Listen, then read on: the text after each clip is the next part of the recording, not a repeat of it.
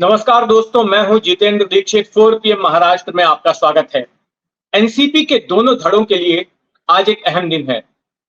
दिल्ली में चुनाव आयोग के सामने आज अंतिम सुनवाई होने जा रही है इस बात को लेकर कि आखिर में असली एनसीपी कौन है। जी हां, इसी साल जून में जब एनसीपी में बगावत हुई और चाचा शरद पवार से बगावत करके अजीत पवार ने अपना अलग धड़ा बना लिया और राज्य की शिवसेना बीजेपी सरकार के साथ जुड़ गए, तो ऐसे में दोनों ही गुटों ने चुनाव आयोग के सामने जाकर ये दावा किया कि असली एनसीपी हम ही हैं और ना केवल हमें एनसीपी का आधिकारिक नाम मिलना चाहिए, बल्कि इसके साथ साथ जो एनसीपी का आधिकारिक चुनाव चिन्ह है, घड़ी, वो भी उन्हीं को मिलनी चाहिए। तो इन दोनों ही याचिकाओं पर सुनवाई बीते 6 अक्टूबर से चुनाव आयोग ने शुरू कर दी थी और अब तक 2-3 बार सुनवाई हो चुकी थी, लेकिन पिछली जो सुनवाई हुई उसमें ये मुकर्रर हुआ कि आज की जो सुनवाई होगी 20 नवंबर की, ये आखिरी सुनवाई होगी और इसके बाद उम्मीद की जा रही है कि अगले 2-3 दिनों के भीतर चुनाव आयोग अपना फैसला सुना देगा कि आखिर असली एनसीपी कौन सी है, शरद पवार वाली या फिर अजीत पवार वाली।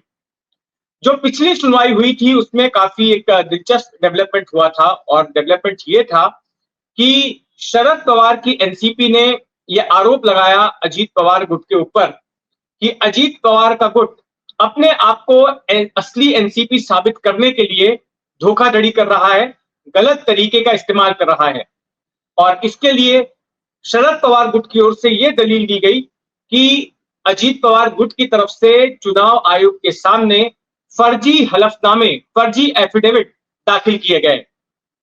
जी हाँ, कि ज्यादा से ज्यादा पदाधिकारी कार्यकर्ता हमारे साथ हैं, ऑर्गेनाइजेशन हमारे साथ है, ये साबित करने के लिए दोनों ही गुटों ने अपनी अपनी ओर से हलफनामे पेश किए थे चुनाव आयोग के सामने और ऐसे में करीब 2.5 लाख एफिडेविट अजीत पवार गुट की ओर से सौंपे गए।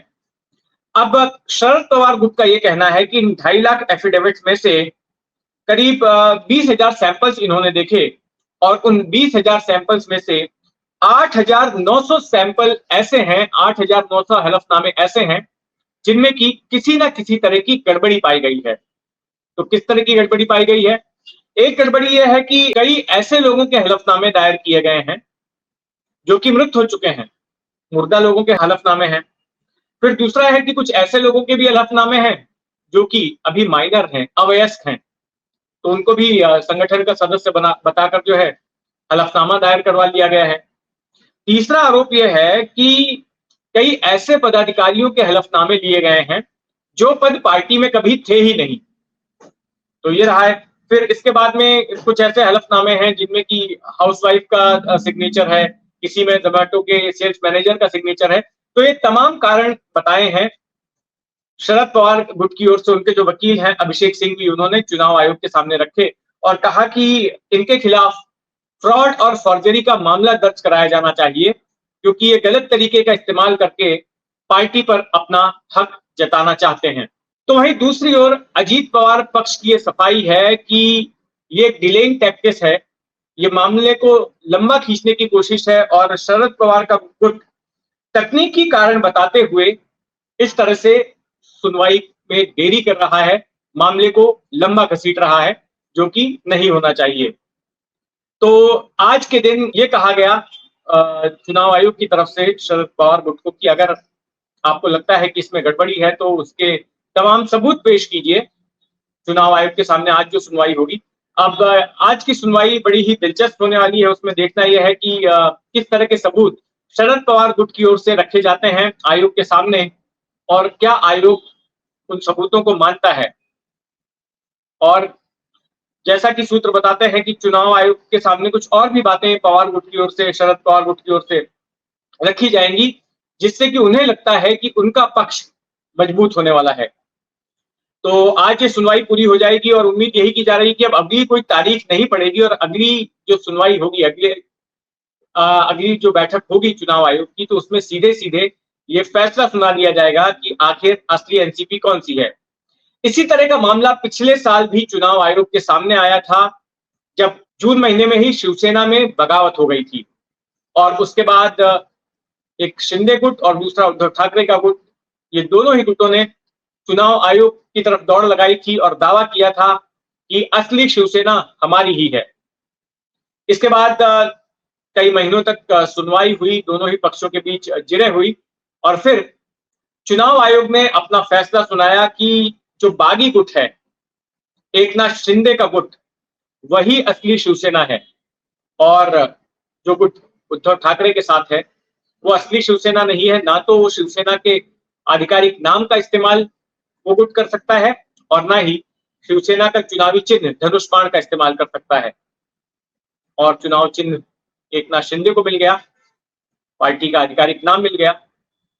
लेकिन इस फैसले को, चुनाव आयोग के इस फैसले को उद्धव ठाकरे गुट ने अदालत में चुनौती दी है और मामला वहां पर फिलहाल लंबित है। लेकिन उस फैसले ने शरद पवार गुट की चिंता बढ़ा दी है कि अगर उसी पैटर्न पर चुनाव आयोग जिस तरह की दलीलें उसके सामने शिवसेना के मामले में रखी गई और चुनाव आयोग ने जिस तरह से एकनाथ शिंदे जो बागी गुट की दलीलें हैं उनको मानकर अपना फैसला सुनाया, तो फिर जो शरद पवार जो कि संस्थापक रहे हैं पार्टी के, वे ही पार्टी से बाहर हो जाएंगे और पार्टी उनके भतीजे अजीत पवार की मानी जाएगी।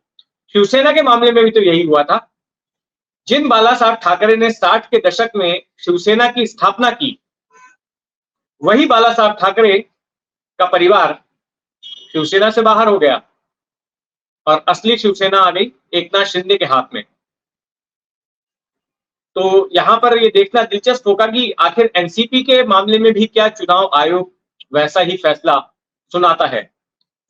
वैसे चुनाव आयोग से भले ही पिछले साल एकनाथ शिंदे को राहत मिल गई हो, लेकिन उनके ऊपर एक तलवार लटक रही है अयोग्यता की, विधानसभा से अयोग्यता की। उद्धव ठाकरे गुट ने जब उन्होंने बगावत की थी, शिंदे ने, तो उसके बाद विधानसभा स्पीकर के सामने अर्जी दायर की कि दल बदल कानून के तहत इनके खिलाफ कार्रवाई होनी चाहिए और एकनाथ शिंदे को अयोग्य घोषित कर दिया जाना चाहिए। उस मामले में तारीख पर तारीख पड़ रही थी और कोई फैसला नहीं आ रहा था। तो उसके बाद उद्धव ठाकरे गुट ने सुप्रीम कोर्ट का दरवाजा खटखटाया और फिर सुप्रीम कोर्ट ने तारीख मुकर्रर की है कि 31 दिसंबर तक महाराष्ट्र विधानसभा के स्पीकर अपना फैसला सुना दें कि एकनाथ शिंदे विधायक रहेंगे या फिर अयोग्य घोषित कर दिए जाएंगे। और अगर वो अयोग्य घोषित करते हैं तो महाराष्ट्र में बड़ी सियासी उठापटक की आशंका जताई जा रही है। हालांकि देवेंद्र फडणवीस ने कहा कि भले ही वो विधानसभा से अयोग्य घोषित कर दिए जाएं, लेकिन विधान परिषद का रास्ता है, क्योंकि दोनों में से किसी एक सदन का सदस्य होना मुख्यमंत्री का जरूरी रहता है। बहरहाल वो एकनाथ शिंदे का मामला तो अगले महीने आएगा, लेकिन एनसीपी वाला केस जो है, हो सकता है कि अगले 2-4 दिनों में ही इस पर फैसला आ जाए। तो जो भी फैसला आएगा उस पर हमारी नजर बनी रहेगी। आप भी अपनी नजर बनाए रखें 4 PM महाराष्ट्र पर। और अगर आपने अब तक इस चैनल को सब्सक्राइब नहीं किया है तो सब्सक्राइब कर लें। धन्यवाद।